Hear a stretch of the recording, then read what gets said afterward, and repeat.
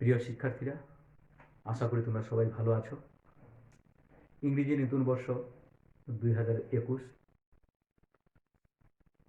এর জন্য সবাইকে স্বাগতম। এই বছরটা সবার জন্য ভালো যাক এই প্রত্যাশা করি। আমরা সবাই সুন্দরভাবে, সঠিকভাবে, নির্বিঘ্নভাবে সব কাজকর্ম সম্পাদন করতে পারি এবং করতে পারবো এই আশা প্রত্যাশা করি। আজকে পদার্থবিজ্ঞান প্রথম পত্রের ভৌত জগৎ ও পরিমাপের 4th লেকচার। গতদিন আমরা মাত্রা সমীকরণ সম্পর্কে পড়ছিলাম। আজকে মাত্রা সমীকরণের সীমাবদ্ধতা সম্পর্কে একটু আলোচনা করব। প্রথমে দেখি মাত্রা সমীকরণের সীমাবদ্ধতা। অর্থাৎ আমরা গতদিন পড়ছিলাম ভরের মাত্রাকে এম, দৈর্ঘ্যের মাত্রা হলো এল, আর সময়ের মাত্রাকে টি দ্বারা প্রকাশ করা হয়। এছাড়াও এমন কিছু রাশি চলে আসে যেগুলো হয়তো মাত্রা বা প্রতীক দিয়ে প্রকাশ করলে এই সম্পর্কে আনা সম্ভব হয় না, অর্থাৎ মৌলিক রাশিগুলো সম্পর্কে আসে না ভাগ করে। এরকমভাবে কিছু কিছু রাশি আছে, যেমন এর সীমাবদ্ধতার মধ্যে আমরা বলতে পারি, যেমন টি সমান 2π√L/g, দোলনকালের একটা সমীকরণ। এই সমীকরণে টি হলো দোলনকাল, 2π একটা ধ্রুব সংখ্যা, √L/g, এল হলো দৈর্ঘ্য, ওর মাত্রা এল, আর জি এর মাত্রা হলো মিটার/সেকেন্ড স্কয়ার। তাহলে আমরা এইগুলোর মাত্রা পাচ্ছি, কিন্তু 2π এর মাত্রা নির্ণয় করা সম্ভব না। এই জন্য বলা হচ্ছে যে মাত্রা সমীকরণের কিছু সীমাবদ্ধতা থাকে, যেমন ধ্রুব সংখ্যার ক্ষেত্রে মাত্রা সমীকরণ দ্বারা প্রকাশ করা যায় না। আবার আমরা দেখতে পারি আরো, যেমন কিছু কিছু ক্ষেত্রে সাইন থিটা, তারপরে লগ ইত্যাদি, এইগুলা কিন্তু মাত্রা সমীকরণ ব্যবহার করা যায় না। তাহলে মাত্রা সমীকরণের সাহায্যে সবগুলাই ব্যাখ্যা করা যাবে এরকম কিন্তু হয় না। আবার আমরা বলতে পারি যে মাত্রা সমীকরণের সাহায্যে ভেক্টর না স্কেলার এটা সম্পর্কে কিন্তু বোঝার কোনো সুযোগ থাকে না, অর্থাৎ এটা স্কেলার রাশি না ভেক্টর রাশি সে সম্পর্কে কোনো ব্যাখ্যা দেয় না। এই থেকে আমরা বলতে পারি যে মাত্রা সমীকরণের কিছু সীমাবদ্ধতা আছে। আমরা এরপরে একটু খেয়াল করব যে পর্যবেক্ষণ ও পরীক্ষণের ক্রমবিকাশ ও গুরুত্ব। পর্যবেক্ষণ ও পরীক্ষণের ক্রমবিকাশ ও গুরুত্ব, এই টপিকটা। পর্যবেক্ষণ ও পরীক্ষণের ক্রমবিকাশ ও গুরুত্ব। আসলে ফিজিক্স যা আসছে বর্তমান এত সুন্দর বা আধুনিক একটা যুগে, এর পরিধিটা এত বিস্তৃত হয়েছে, এটা একদিনে হয়নি। আদি যুগ থেকে পর্যায়ক্রমে আস্তে আস্তে নতুন নতুন কিছু সৃষ্টি হচ্ছে এবং এই সৃষ্টির মধ্যে আস্তে আস্তে এর পূর্ণতা পাচ্ছে। বর্তমানে পদার্থবিজ্ঞান একটি পূর্ণাঙ্গ রূপে আসছে, আধুনিক রূপে আসছে এবং আরও ক্রমবর্ধমান এর উন্নতি গবেষণা চলতে আছে। আমরা এখানে যদি আমরা কিভাবে ক্রম বিকাশটা ঘটলো, যেমন বিজ্ঞানী আর্কিমিডিস ছিল।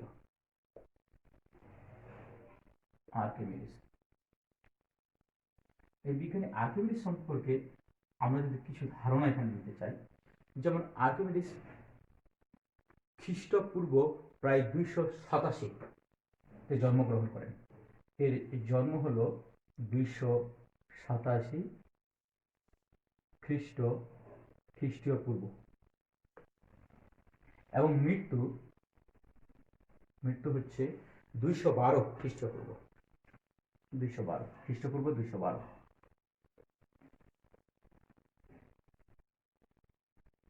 পূর্ব। এখানে মূলত দুইটা জিনিস অনেকের স্টুডেন্ট হয়তো এটা জানতে চায় যে জন্ম করলো 287 আর মৃত্যু 212, এটা কিভাবে সম্ভব। এই জিনিসটা অনেকে হয়তো মনে ধারণা থাকে যে অনেকে বুঝতে পারে না। আমি এটা সম্পর্কে একটু ব্যাখ্যা দেব। মনে করলাম যে যীশু খ্রিস্টের জন্ম এখানে হলো, অর্থাৎ এটা শূন্য, যে যেদিন জন্মগ্রহণ করলো এটা এখানে জন্ম। যীশু খ্রিস্টের জন্ম দিন থেকে গণনা হয়েছে সন। জন্মের আগে যেটা, এটা পূর্বে, এটা জন্মের পূর্বে, এদিকে ধরলাম জন্মের পরে। তাহলে পূর্বে হলে কি হবে, আমি মনে করলাম এখানে 1 বছর, এখানে 50 বছর পূর্বে, 100 বছর পূর্বে, 200 বছর পূর্বে, 300 বছর, 300 বছর পূর্বে, এরকম করতে করতে চলে আসলে এদিকে চলতেই থাকলো। তদ্রূপ তাহলে এর জন্মের পর হলো কি, এখানে 100 বছর, 50 বছর, মানে 100 বছর, 300 বছর ইত্যাদি চলতেই থাকলো। ও যেহেতু জন্মের পূর্বে গণনা হচ্ছে, তাহলে জন্মের পূর্বে এই যে এখানে 387 বছরে হয়তো জন্মগ্রহণ করলো, 287 বছর পূর্বে, 287 বছর খ্রিস্টপূর্ব 287 এখানে জন্মগ্রহণ করলো। তাহলে আমরা তো গণনা করতেছি জন্মের এই পাশে, তাহলে আমরা কি অনেক আগে থেকে হয়তো 500 বছর, 100 বছর, 100 বছর, 300 বছর, 200 বছর, 100 বছর, এত বছর, তারপরে শূন্য, তারপর খ্রিস্ট পরে আমরা বলছি 1 বছর, 50 বছর, 100 বছর, এরকম ভাবে চলতে আছে এখন বর্তমান এরকম অবস্থায় আসছে। অর্থাৎ তাহলে 287 জন্মগ্রহণ করছিল, আর এখানে 212-তে সে মৃত্যুবরণ করলো। অর্থাৎ ওর জন্মের পূর্বে এত বছর পূর্বে করছিল জন্ম, জন্মের এত বছর পরে ও গেছে মারা। এই জন্য দেখা যাচ্ছে যে এখানে মনে হচ্ছে এটাই বড় এটা ছোট, কারণ আমরা যাচ্ছি এই দিক থেকে। তাহলে পৃথিবীটা সৃষ্টি হয়েছিল মনে করে এখানে 500 বছর, ওর জন্মের হয়তো এত বছর আগে, তাহলে আস্তে আস্তে আস্তে আস্তে শূন্যের দিকে যাচ্ছে। অর্থাৎ এই জন্য 287 জন্ম, 212-তে কি হলো, মৃত্যু হলো। এইভাবে চলতেই থাকে। এখন এই যীশু খ্রিস্ট কি করলো, এই যীশু খ্রিস্ট জন্মের পূর্বে এবং পরে তাহলে এভাবে সন বা সাল গণনা করা হয়। আর্কিমিডিস কি করছে, আর্কিমিডিস বলল যে এই পৃথিবীতে অর্থাৎ বৃত্তের ব্যাসার্ধ আর পরিধি দিয়ে ও একটা পায়ের মানটা নির্ণয় করলো। এই পায়ের মানটা হলো 3.1416। এই পায়ের মানটা একটা অদ্ভুত রাশি বলা যায়, কারণ এই পায়ের মানটাকে যদি নির্ণয় বের করা যায়, যেমন পায়ের মানটা বের করছিল পরিধিকে 22কে 7 দিয়ে ভাগ দিয়ে, এর মানটা কখনো পূর্ণ সংখ্যা হয় না, অর্থাৎ মিলে যায় না। 3.1416 এরকম অনেক সংখ্যা চলতেই থাকে। আমি একটা দেখছিলাম জাফর ইকবালের বইয়ে, নিউরনে অনুরণন, এই বইটাতে পায়ের মানটা বের করছে যে অর্ধেক পৃষ্ঠার বেশি শুধু ভাগফলটা নিয়ে চলে গেছে, কিন্তু কখনো ভাগফলটা মিলাইতে পারেনি। তো এই জন্য পায়ের মানটা হলো একটা অদ্ভুত সংখ্যাও বলা যায়, এটা আর্কিমিডিস নির্ণয় করছে। তারপরে আবার দেখা যাচ্ছে যে ওর আরো কিছু গুরুত্বপূর্ণ বিষয় ছিল, যেমন ও একবার বলছিল যে পৃথিবীটা যেমন লিভার, কোনো কিছু দিয়ে কোনো কিছু উল্টাই দেওয়া যায়। আবার বলছিল পৃথিবীটাকে যদি ও একটা লিভার নিত, আর যদি একটা কোথাও দাঁড়ানোর জায়গা পাইতো, তাহলে পৃথিবীটাকে সহজে সরাই দেওয়া যেত। যাই হোক, এগুলোর উপর ভিত্তি করে অনেক কিছুই লিখছে। তবে আমরা এই ক্রমবিকাশ ও পর্যবেক্ষণ ও পরীক্ষণের ক্রমবিকাশ ও গুরুত্ব পড়ার ক্ষেত্রে বিজ্ঞানীগুলা ও কি আবিষ্কার করছিল আর যে জন্য পরিচিতটা কি জন্য, এই অংশটাকে আমরা শুধু খেয়াল রাখবো, যে জন্য পরিচিত।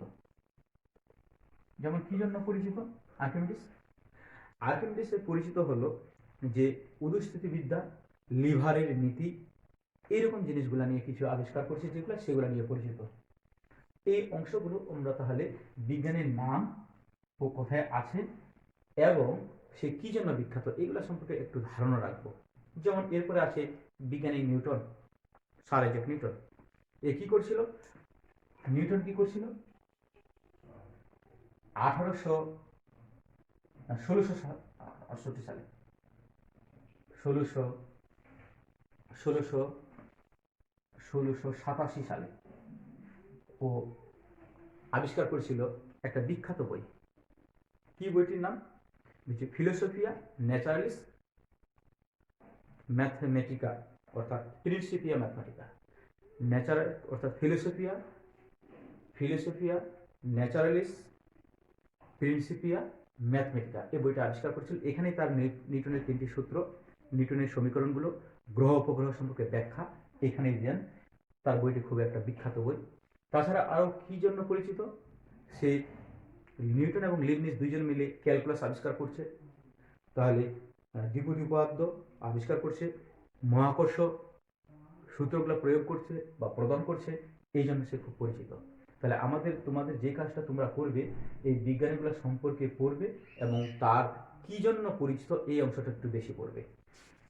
আরও আছে বিজ্ঞানী আইনস্টাইন সম্পর্কে। আইনস্টাইন কি করলো, বিশেষ আপেক্ষিকতার বিশেষ তত্ত্ব দিচ্ছে, অর্থাৎ তার তত্ত্ব থেকে আধুনিক পদার্থ বিজ্ঞান সম্পর্কে ব্যাখ্যা করা যাচ্ছে অনেক কিছুই। আরও আলবার্ট আইনস্টাইনের পরে মাইকেল ফ্যারাডে, ম্যাক্স প্লাঙ্ক, এই যে বিজ্ঞানী কয়েকজন আছে, তোমরা পর্যবেক্ষণ ও পরীক্ষণের ক্রমবিকাশ ও গুরুত্ব এই অংশটুকুর মধ্যে যে বিজ্ঞানীগুলোর নামগুলো আছে, তোমরা এইগুলা সম্পর্কে একটু ধারণা নিয়ে নেবে, একটু ভালোভাবে পড়বে। আমরা এরপরে গেলাম পরিমাপের ত্রুটি বা ভুল সম্পর্কে একটু পড়ব। পরিমাপের ত্রুটি বা ভুল, অর্থাৎ আমরা পরিমাপ করতে গিয়ে কি কি ভুল বা ত্রুটির সম্মুখীন হয় সেগুলো আমরা বলব। পরিমাপের ত্রুটি ও ভুল। এখানে কয়েক প্রকার আমরা ত্রুটি বা ভুল পাবো। যেমন 1 নাম্বার পাবো যান্ত্রিক ত্রুটি। যান্ত্রিক ত্রুটি, এই যান্ত্রিক ত্রুটি আবার 3 প্রকার। 1 নাম্বার হলো শূন্য ত্রুটি, শূন্য যান্ত্রিক ত্রুটি। আর একটা হলো পিছট ত্রুটি বা ব্যাকলাশ ত্রুটি, পিছট ত্রুটি। আর একটা হলো লেভেল ত্রুটি। এই 3টা হলো ত্রুটি। শূন্য ত্রুটি বলতে কি বোঝাচ্ছে, আমরা যদি যন্ত্রের ক্ষেত্রে ব্যবহার করি তাহলে আমরা একটু সহজে বুঝতে পারবো। তোমরা একটু খেয়াল করবে, নিশ্চয়ই তোমরা এসএসসিতে স্লাইড ক্লিপার্স দেখছো। যেমন এটা একটা স্লাইড ক্লিপার্স। এই স্লাইড ক্লিপার্সের 2টা স্কেল থাকে, একটা মূল স্কেল, একটা ভার্নিয়ার স্কেল। মূল স্কেলের প্রথম দাগটা হলো 0 আর ভার্নিয়ার স্কেলের প্রথম দাগটা হলো 0।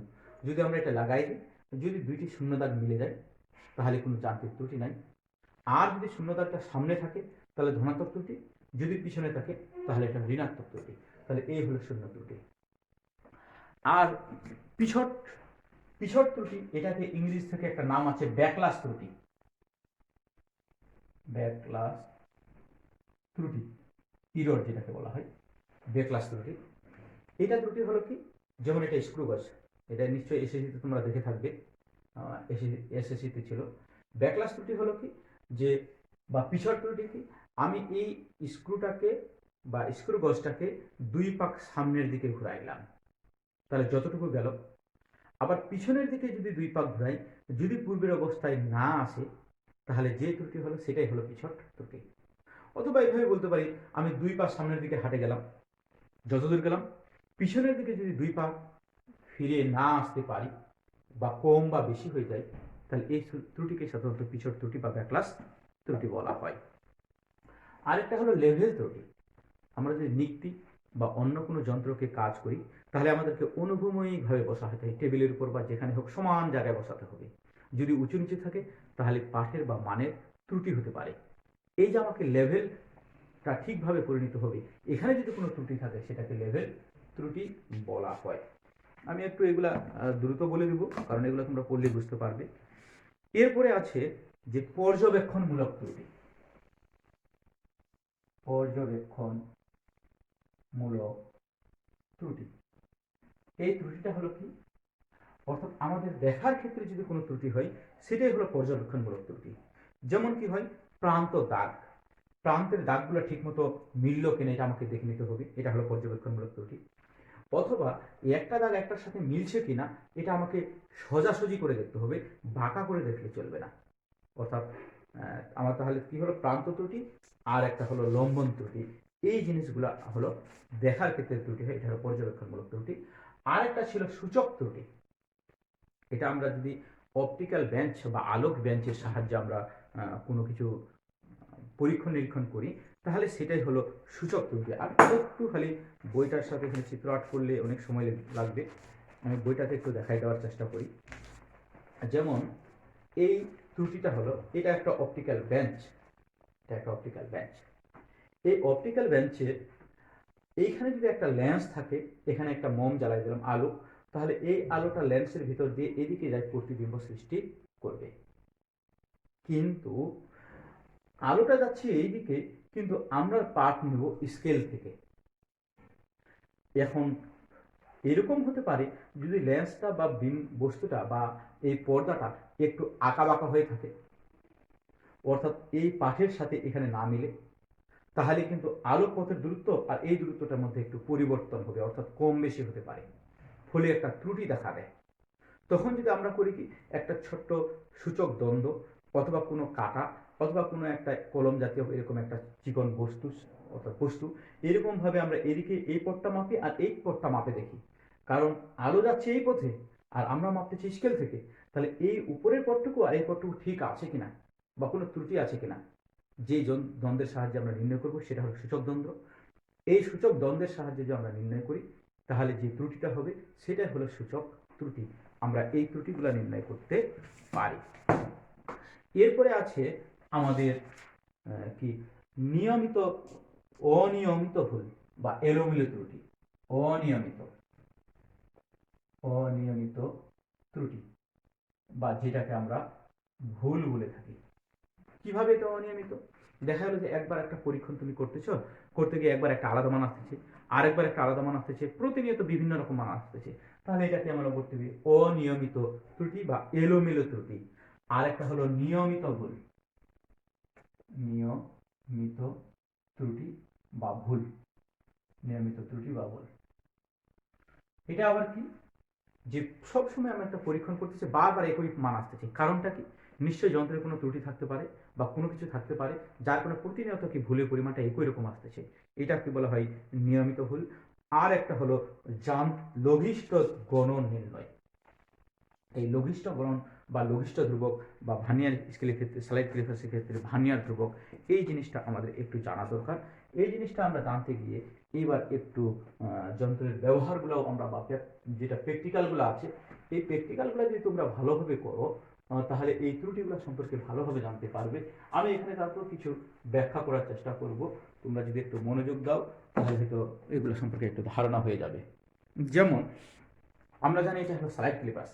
এই স্লাইড ক্লিপার্সের সাহায্যে কিভাবে আমরা কাজ নির্ণয় করি, বা স্লাইড ক্লিপার্সের সাহায্যে যদি আমি নির্ণয় করি, স্লাইড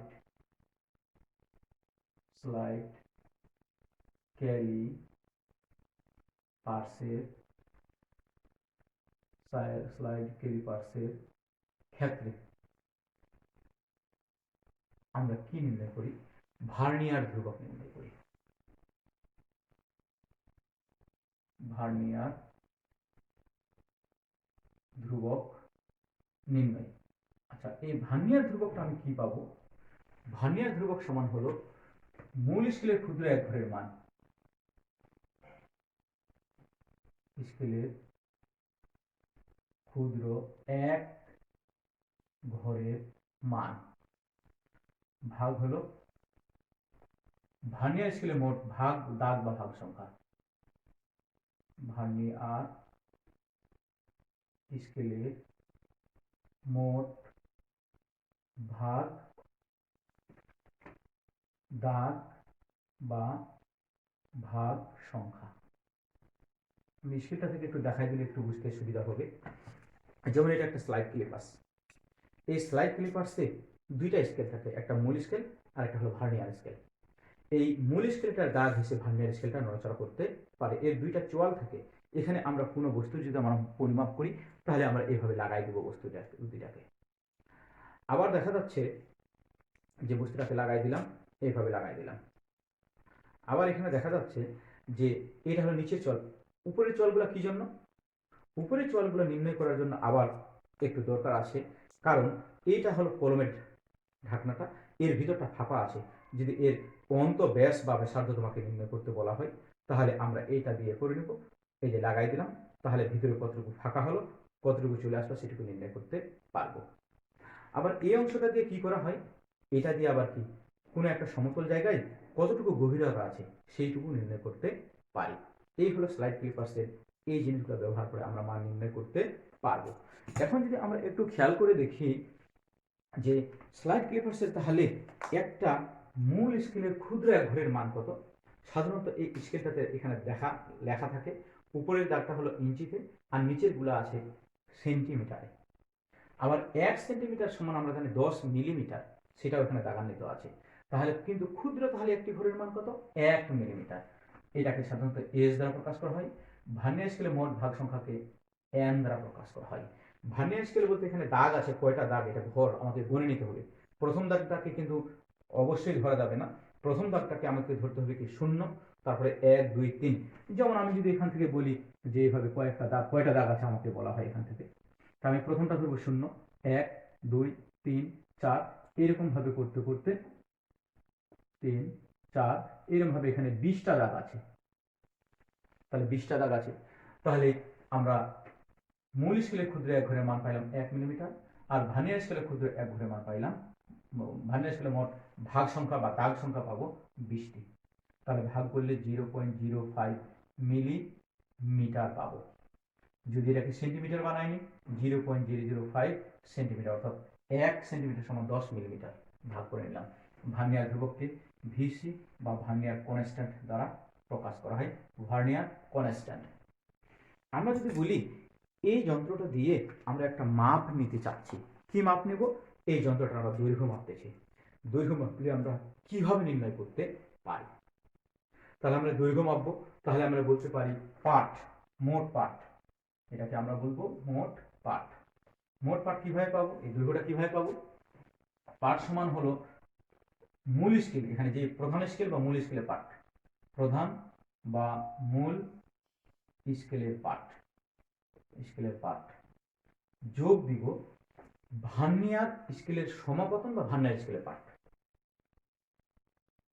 ভার্নিয়ার স্কেলের পাঠ বা সমাপতন, যেটাই বলি, বা সমাপতন পতন, তার সাথে আমি গুণ দিব ভার্নিয়ার ধ্রুবক, ভার্নিয়ার ধ্রুবক, ভার্নিয়ার ধ্রুবক, তারপরে বিয়োগ দিব যান্ত্রিক ত্রুটি, ত্রুটি। এটা লাইনটা একটু ভালোভাবে খেয়াল রাখা দরকার। যদি মোট পাঠকে আমরা এল দ্বারা প্রকাশ করি, মূল স্কেলের পাঠকে এম দ্বারা প্রকাশ করি, ভার্নিয়ার পাঠ বা ভার্নিয়ার সমাপতনকে ভি দ্বারা প্রকাশ করি, আর ভার্নিয়ার ধ্রুবক কনস্ট্যান্টকে ভি সি দ্বারা প্রকাশ করি, আর মাইনাস যান্ত্রিক ত্রুটিকে প্লাস মাইনাস, এখানে প্লাস মাইনাস দিতে হবে, প্লাস মাইনাস ই দ্বারা প্রকাশ করি, অর্থাৎ ইরোর প্লাস মাইনাস ই দিয়ে প্রকাশ করি। তাহলে এটাই হলো গাণিতিকভাবে এই মান নির্ণয়ের। আমি সহজভাবে নির্ণয় করতে পারবো। এখন পাঠ কিভাবে নির্ণয় করতে হবে আমি একটা জিনিস একটু দেখাই দিই। যেমন আমরা এই বস্তুটা লাগাই দিলাম, এখানে স্পর্শ করাই দিলাম, তোয়ালের মধ্যে লাগাইলাম, লাগানোর পর দেখবো যে ভার্নিয়ার স্কেলটা এদিক থেকে সরে এখানে চলে গেছে। তাহলে ভার্নিয়ার স্কেলের প্রথম দাগটা হলো 0, লেখা থাকুক বা না থাকুক। তাহলে ভার্নিয়ার স্কেলের প্রথম 0 দাগটা মূল স্কেলের কত দাগ পার হয়ে গেছে, যে দাগটার সাথে হয় পুরাপুরি মিলবে, অথবা যে দাগটা পার হয়ে যাবে সেটাই আমাদেরকে নির্ণয় করতে হবে। আমি এখন দেখতেছি যে মূল স্কেলের 6.5 দাগটা পার হয়ে গেছে, তাহলে আমি মূল স্কেলের পাঠ লিখবো 6.5, যোগ চিহ্ন দিলাম। ভার্নিয়ার স্কেলের পাঠ কত বা ভার্নিয়ার সমাপতন, এখন দেখবো মূল স্কেলের কোনে একটা ছোট ছোট অনেক দাগ আছে, আর ভার্নিয়ার স্কেলে মোট 20টা দাগ আছে। তাহলে মূল স্কেলের কোনে একটি দাগের সাথে ভার্নিয়ার স্কেলের যে দাগটা পুরাপুরি মিলে যাবে সেটাই হলো ভার্নিয়ার সমাপতন। আমরা খুব সোজাভাবে বাঁকাভাবে দেখা যাবে না, সোজাভাবে দেখব এবং কম্পেয়ার করব যে এই পাশের 2টা দাগ এবং এই পাশের 2টা দাগ, 2-3টা দাগ কেমনভাবে মিলছে। যদি আমরা এই পাশে ডান পাশে এবং বাম পাশের দাগগুলো কম্পেয়ার করি, যে দাগটা আমি নিতে চাপবো সেই দাগের বাম এবং ডান পাশে 2-1টা দাগ যদি আমি কম্পেয়ার করি, তাহলে বুঝতে পারবো যে ভালোভাবে মিলিত হয়েছে কিনা। মনে করলাম যে একটা দাগ মিলিত হয়ে গেল, আমি এখন দেখতেছি এখানে 12 নম্বর দাগটা মনে হয় মিলিত হচ্ছে ভালোভাবে। তাহলে ভার্নিয়ার পাঠ বা সমাপতন হলো 12, আর ভার্নিয়ার ধ্রুবকের মানটা কত আছে 0.005 সেন্টিমিটার। এখানে মাইনাস দিয়ে যান্ত্রিক ত্রুটি দেবো। এখন যান্ত্রিক ত্রুটির কথা আগেও বলছিলাম, যদি ভার্নিয়ার অর্থাৎ আমরা সুন্দরভাবে এখানে মিলাই দিই, যদি 0 দাগের সাথে 0 দাগ না মিলে তাহলে যান্ত্রিক ত্রুটি আছে। যদি 0 দাগটা ভার্নিয়ারের 0 দাগটা মূল স্কেলের শূন্য দাগ পার হয়ে যায়, অর্থাৎ ডান দিকে যায়, তাহলে ধরবো যে এটা হলো ভার্নিয়ারের ধনাত্মক ত্রুটি, অর্থাৎ স্লাইড ক্লিপার্সটা ধনাত্মক ত্রুটি। আরেকবার বলি, ভার্নিয়ার স্কেলের শূন্য দাগটা মূল স্কেলের শূন্য দাগের ডান দিকে থাকলে যে ত্রুটি হয় সেটা হলো ধনাত্মক ত্রুটি। আর যদি শূন্য দাগটা মূল স্কেলের শূন্য দাগের বাম দিকে থাকে তাহলে সেটা হলো ঋণাত্মক ত্রুটি। এই ত্রুটিটা কিভাবে নির্ণয় করতে পারি? আচ্ছা, মনে করলাম যে ধনাত্মক ত্রুটি হলে একটু সামনে চলে গেল দাগ, শূন্য দাগটা, ভার্নিয়ার স্কেলের শূন্য দাগটা একটু সামনে চলে গেল। যদি সামনে চলে যায়, কতটুকু গেল? সামান্য একটু। আচ্ছা, যাওয়ার পরে এখন আমাকে দেখতে হবে যে ভার্নিয়ার স্কেলের কোন দাগটা মূল স্কেলের দাগের সাথে মিলে গেল। ধরলাম যে 3 নাম্বার দাগটা মিলে গেছে, তাহলে স্লাইড ক্লিপার্সের ভার্নিয়ারের 3 নাম্বার দাগটা স্লাইড ক্লিপার্সের মূল দাগের সাথে মিলে গেছে। তাহলে 3 দাগটা যদি মিলে তাহলে ভার্নিয়ার সমাপতন বা ভার্নিয়ার পাঠ হলো 3। ওই 3কে যদি ভার্নিয়ার ধ্রুবক দিয়ে আমরা গুণ দিই তাহলে যান্ত্রিক ত্রুটি বের হয়ে যাবে। এইভাবে আমরা এই যান্ত্রিক ত্রুটিটা বের করব। যদি যান্ত্রিক ত্রুটি না থাকে তাহলে আমরা এখানে শূন্য বসাই দিলাম। তাহলে এইভাবে আমরা কোনো একটি দ্বন্দ্বের, আমি এই দ্বন্দ্বটা যদি আমি নির্ণয় করলাম তাহলে তার আমি দৈর্ঘ্য নির্ণয় করতে পারলাম। এইভাবে পাঠ বা দৈর্ঘ্য নির্ণয় করতে হয়। আচ্ছা, এইভাবে কিন্তু আমরা পাঠগুলো নির্ণয় করতে পারবো। এখন আমি যেটা দেখাবো যে স্প্রোমিটারের সাহায্যে, স্প্রোমিটার আমাদের ব্যাখ্যা আছে। আর একটা ছিল স্ক্রুগজ। স্ক্রুগজ তোমরা এসএসসিতে দেখেছো। ওই স্ক্রুগজটা আর স্প্রোমিটারের দুইটার মূলনীতি একই। আমি এবার তাহলে স্ক্রুগজের ব্যবহারটা দেখার চেষ্টা করব। স্ক্রুগজটা কি একটু খেয়াল করে দেখি। স্ক্রুগজটা পারবে স্প্রোমিটারের সাহায্যে। স্প্রোমিটারের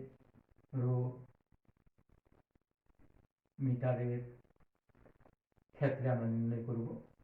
কি নির্ণয় করব? লঘিষ্ঠ ধ্রুবক, এটাকে বলে, ওটা যেমন ছিল ভার্নিয়ার ধ্রুবক, এটা হলো লঘিষ্ঠ ধ্রুবক বা গণন। লঘিষ্ঠ ধ্রুবক বা গণন বলতে পারি।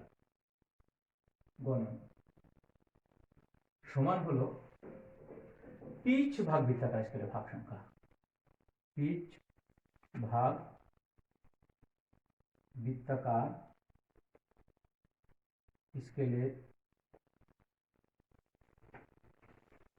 মোট দাগ বা ভাগ সংখ্যা।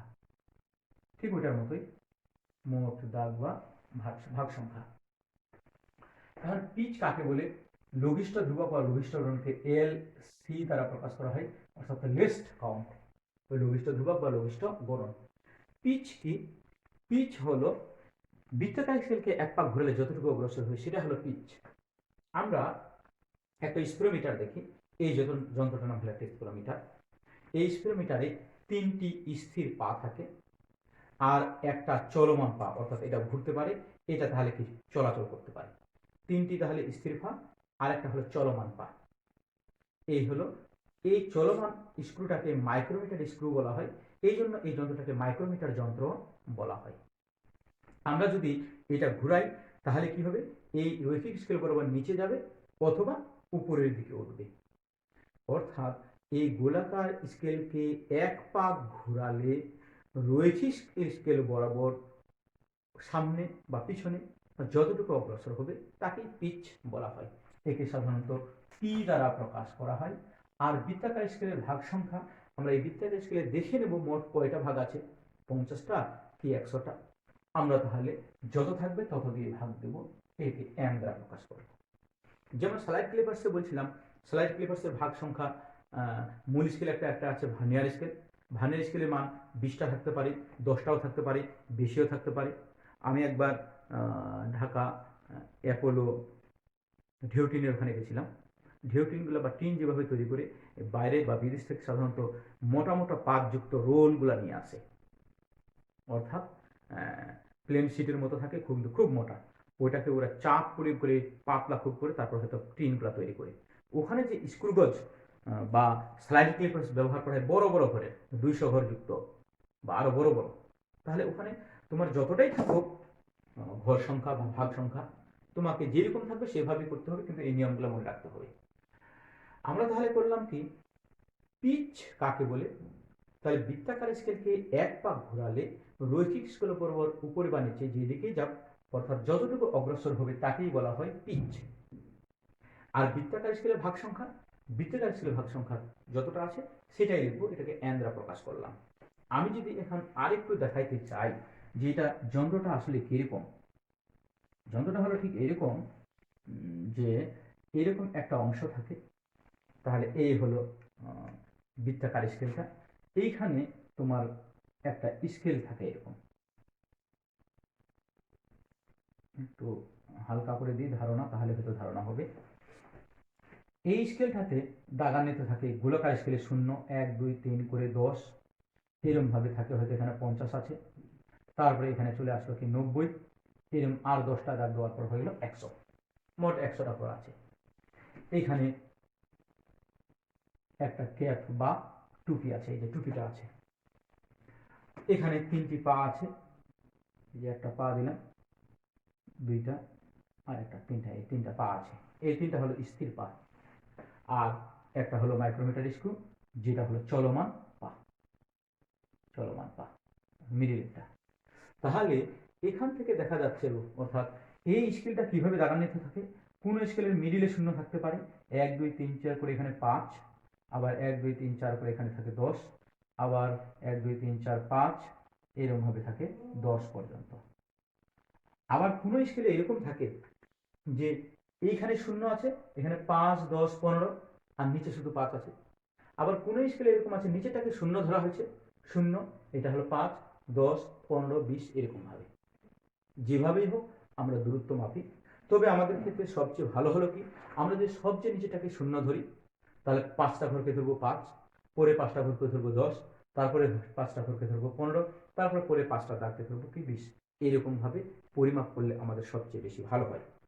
আচ্ছা, যাই হোক, আমরা তাহলে পিচ কি, তাহলে এক পাক ঘোরালে যদি 100 ঘর হয়, সাধারণত 1 মিলিমিটার হয়, তাহলে এখানে গেলাম কত, 1 মিলিমিটার। তুমি যদি এটাকে ঘোরাও এক পাক, দেখবে যে একটা দাগ চলে গেছে, এক একটা দাগ হলো 1। তাহলে আবারও বলি যে একটা দাগ হলো 1 মিলিমিটার করে আছে। আমরা তাহলে এই পিচ পাইলাম তাহলে 1 মিলিমিটার, এক পাক ঘোরাইলে 1 মিলিমিটার যায়। আর বৃত্তাকার স্কেলের ভাগ সংখ্যা হয় যদি 100, তাহলে 100 দিলাম, তাহলে আমার কি হলো 0.01 মিলিমিটার। এই হয়ে গেল তাহলে আমার লঘিষ্ঠ ধ্রুবক নির্ণয়। তাহলে আমি মোট পাঠ কিভাবে নির্ণয় করব, আগের মতো মোট পাঠ সমান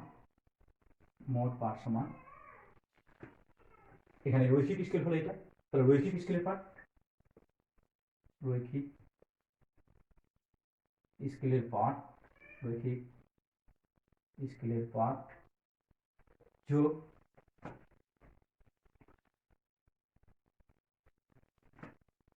গোলাকার স্কেলের পাঠ, গোলাকার স্কেলের, এটা মুছে দিই, গোলাকার স্কেলের পাঠ,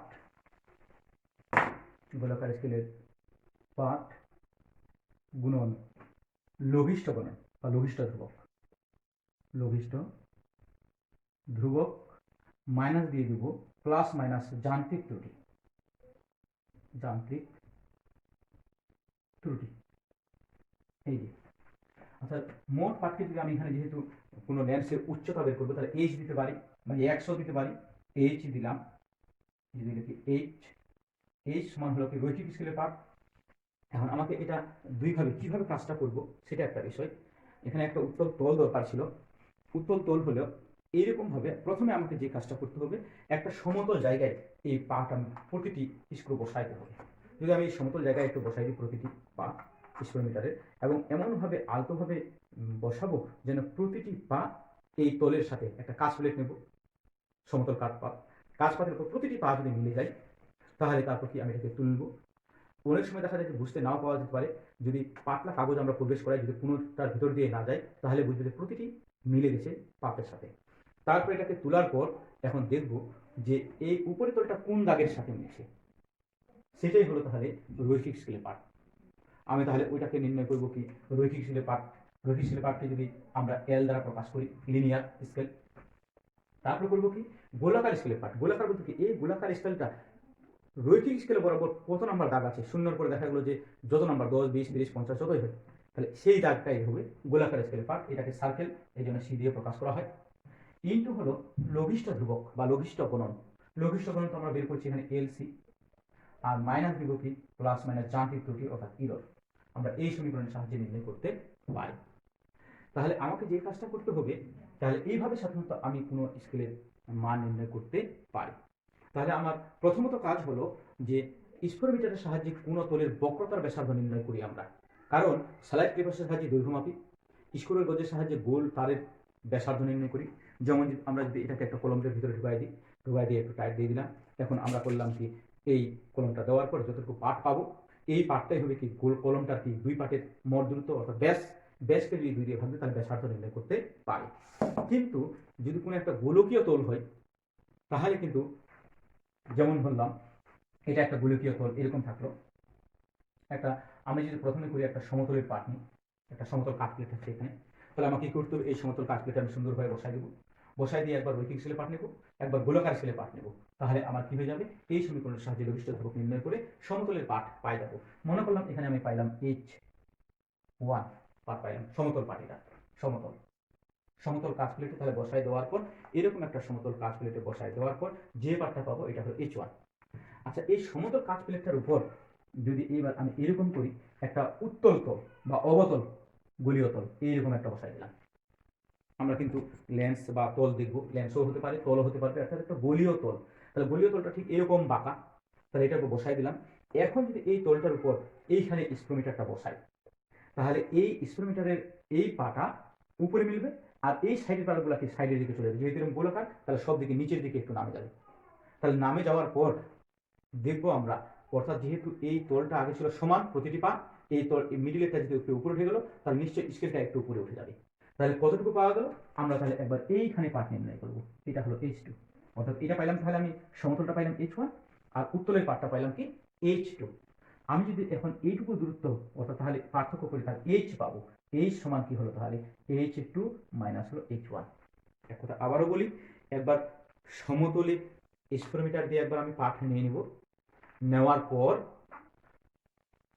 সেটা পাবো আমি H1, তারপরে এই সমতলটার উপর একটা উত্তল তল বসাই দিলাম বা অবতল তল বসাই দিলাম, দেওয়ার পর স্পোরোমিটারটা আবার ওই তলটার উপর বসাবো, বসার পর প্রতিটি পা মিলাই নিব, প্রতিটি পা মিলানোর পর আমরা আবার স্কেলটাকে দেখবো এখন যে কোন দাগের সাথে রৈখিক স্কেল মিলে গেল, সেটা হলো রৈখিক স্কেলের পাঠ।